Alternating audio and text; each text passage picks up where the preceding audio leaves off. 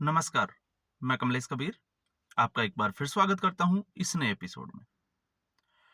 आज के इस एपिसोड में हम बात करेंगे बिहार की राजनीति की। जिस तरीके से कन्हैया कुमार की यात्रा चल रही है और यात्रा चलने के बाद में एक बार फिर एक बड़ा मुद्दा कन्हैया कुमार ने दूसरी पार्टियों को कांग्रेस पार्टी के ऊपर हमला बोलने के लिए दे दिया। तो उससे आपको याद होगा 1963 में एक फिल्म आई थी विदेशिया। एस एन त्रिपाठी की ये फिल्म थी और इसको संगीत दिया था भिखारी ठाकुर ने। और जब भिखारी ठाकुर ने इसका गीत लिखा तो उसके बाद में यह चर्चा का विषय बना रहा। और आपको याद होगा वो गीत कौन सा था? हंसी हंसी पनवा खियवल्ले बेमनवा अपना बसेरे विदेश, ऐसा कुछ जो है वो गीत है। हालांकि मुझे जो है वो भोजपुरी टच नहीं आता, लेकिन इसी तरीके से मतलब उस गीत में यह दिखाया गया है कि किस तरीके से प्लान जो है बिहार की धरती पर हो रहा है। लोग जो है वो कमाने के लिए देश और विदेश हर जगह जो है वो फैले हुए हैं, लेकिन आज भी प्लान का दर्द जो है वो बिहार को दंश की तरह हम कह सकते हैं कि वो चुभता रहता है।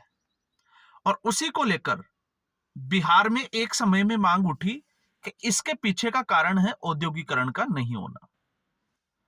अब इसको लिए औद्योगिकरण के विकास के लिए जब अब अगर हम बिहार की स्टडी करते हैं तो 2005 से पहले आपको याद होगा जब लालू प्रसाद यादव की सरकार हुआ करती थी। और जब लालू प्रसाद यादव की सरकार हुआ करती थी उस वक्त अटल बिहारी वाजपेयी उन्होंने एक बार कहा था कि बिहार की स्थिति जब हम देखते हैं तो एक कहानी के साथ उन्होंने किया कि पति पत्नी जो है वो स्कूटर से जा रहे होते हैं। पति स्कूटर चला रहा होता है, पत्नी पीछे बैठी होती है। तो पति जो है वो लगातार पत्नी को देखता रहता है, महसूस करता रहता है कि कहीं वो गिर तो नहीं गई है। और ऐसा क्यों?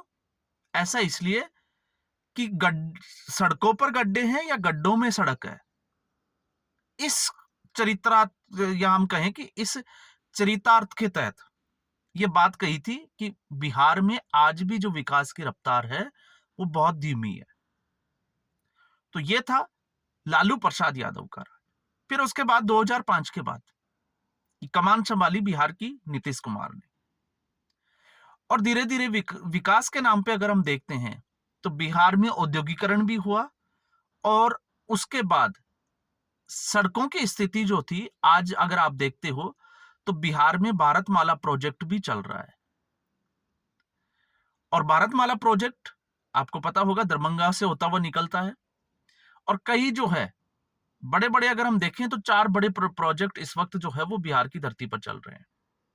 और इसके अलावा बड़े बड़े हाईवेज वगैरह, 4 लेन्स वगैरह वो तो बने ही बने हैं। अब ऐसी स्थिति में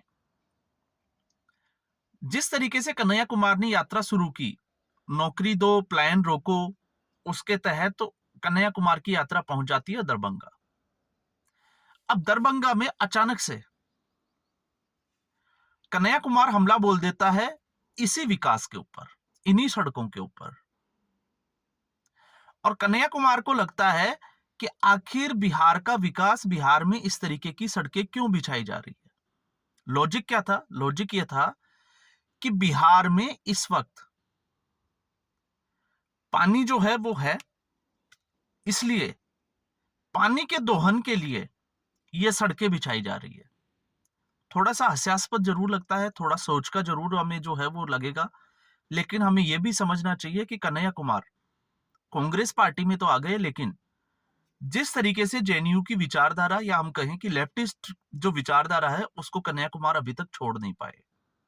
ये उसी लेफ्टिस्ट विचारधारा की छाप है जो कन्हैया कुमार के भाषणों में लगातार जो है वो देखी जा सकती है। अब राजनीति में इसका जो है वो क्या होगा, वार पलटवार, वो तो सब कुछ जो है वो चलता रहता है। लेकिन यहां बात आ जाती है कन्हैया कुमार की समझ की। एक तरफ आप कहते हो कि प्लान को रोको, और प्लान को रोकने के लिए औद्योगिकरण का होना बहुत जरूरी है। उसके अलावा विकास का होना भी बहुत जरूरी है। सड़कें बनेगी, विकास होगा, तो उसके बाद में पलायन रुकेगा। ये हम जो है वो एक जिसको कहते हैं कि इकोनॉमिक्स का अगर कोई स्टूडेंट है तो वो स्टडी इस बात को जो है वो समझ सकता है आराम से कि किस तरीके से इकोनॉमी जो है वो इसके साथ जुड़ी हुई है। अब स्थिति आप देखिए, बिहार में कोसी नदी का नाम तो आपने सुना होगा, और कोसी नदी को बिहार का शोक कहा जाता है। क्यों कहा जाता है? क्योंकि बिहार में हर साल बाढ़ आती है। तो उस बाढ़ के पानी से निपटने के लिए अगर कन्हैया कुमार कुछ बोलते तो यहां पर बात समझ में आती, बल्कि कन्हैया कुमार ने तो इसके उलट की, कुछ लोग जो है वो यहाँ के पानी का दोहन करेंगे और एक समय ऐसा आएगा कि पानी जो है वो पेट्रोल से भी महंगा हो जाएगा।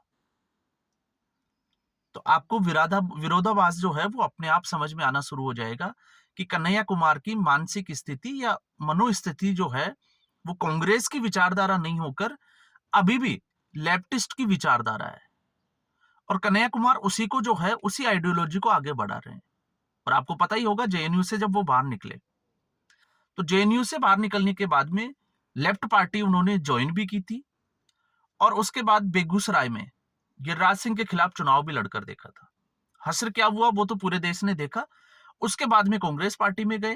कांग्रेस पार्टी में जाने के बाद में लोकसभा चुनाव में दिल्ली से उनको टिकट दिया गया, और कांग्रेस पार्टी के ही कार्यकर्ताओं ने बड़ा भारी विरोध किया। दिल्ली में हालांकि गठबंधन जो है वो 7 सीट हार गए थे, उनमें से एक थे कन्हैया कुमार। अब कन्हैया कुमार चूंकि भारत जोड़ो यात्रा में राहुल गांधी के साथ खड़े थे, अच्छे वक्ता है, और जयराम रमेश जो कि खुद लेफ्ट की विचारधारा से आते हैं, तो कन्हैया कुमार के सिर के ऊपर उनका बड़ा जो है वो हाथ है। इसलिए कन्हैया कुमार को इस वक्त बिहार विधानसभा चुनाव के लिए बिहार भेज दिया गया, और साथ में भेजा गया कृष्णा अल्लावरू को।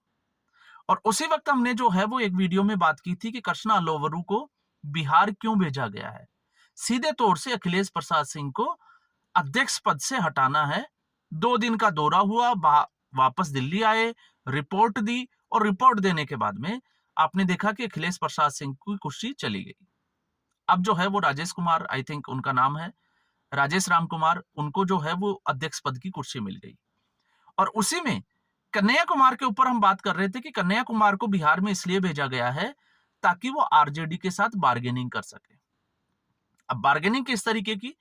क्योंकि पिछले चुनावों में 70 सीटें आरजेडी के साथ गठबंधन में कांग्रेस पार्टी ने चुनाव मैदान में लड़ी थी, और उसमें से अगर आप कंक्लूजन निकालते हो तो 70 में से लगभग 40 से 45 सीट ऐसी थी जहां 25 से 30 साल से कांग्रेस पार्टी या महागठबंधन जीत ही नहीं पाया था।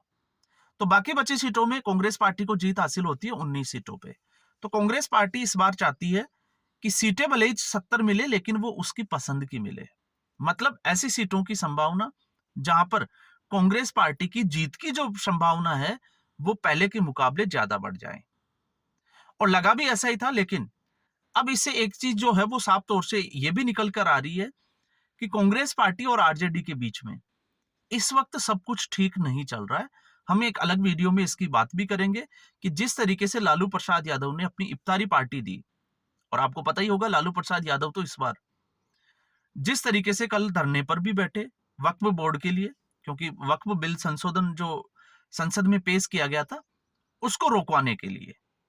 तो यहां पर महागठबंधन की अपनी जो प्रॉब्लम्स है उससे बाहर निकलने से पहले ही कन्हैया कुमार का ये एक नया धमाका, और इस धमाके के बाद में जिस तरीके से सोशल मीडिया पर हर प्लेटफॉर्म पर कन्हैया कुमार की ट्रोलिंग चल रही है, वो भी जो है वो आप देख सकते हो।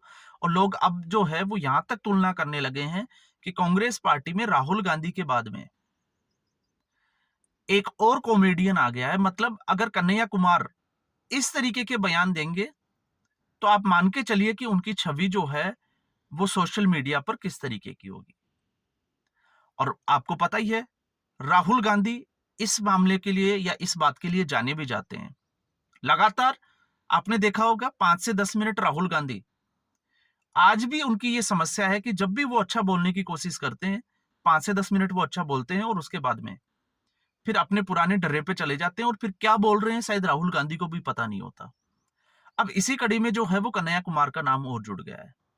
अब कन्हैया कुमार इस तरीके के अगर स्पीच देकर लगता है कि कांग्रेस पार्टी को कि बिहार में उद्योग नहीं होने चाहिए, बिहार का विकास नहीं होना चाहिए, और उससे अगर लगता है कि कांग्रेस पार्टी चुनाव जीत जाएगी, तो फिर तो जो है वो आपको पता ही है कि कांग्रेस पार्टी का ऊपर वाला ही जो है वो देख सकता है, क्योंकि कांग्रेस पार्टी इस तरीके से तो चुनाव में जिस तरीके से, और एक बात और जो कांग्रेस पार्टी के लिए जो लागू होती है वो ये है कि कांग्रेस पार्टी में हमने हमेशा देखा है, और मैं हमेशा बात करता हूं कि कांग्रेस पार्टी में किसी को कांग्रेस पार्टी को हराने की जरूरत ही नहीं है, क्योंकि कांग्रेस पार्टी में ऐसे बहुत सारे नेता पहले से ही बैठे हैं जो कांग्रेस पार्टी को हराने के लिए अपना दम रखते हैं।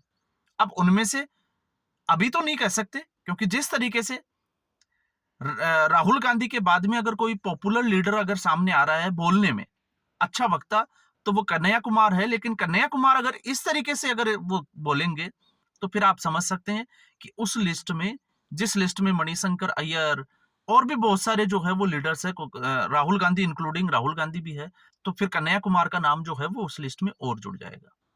तो आज के एपिसोड में बस इतना ही।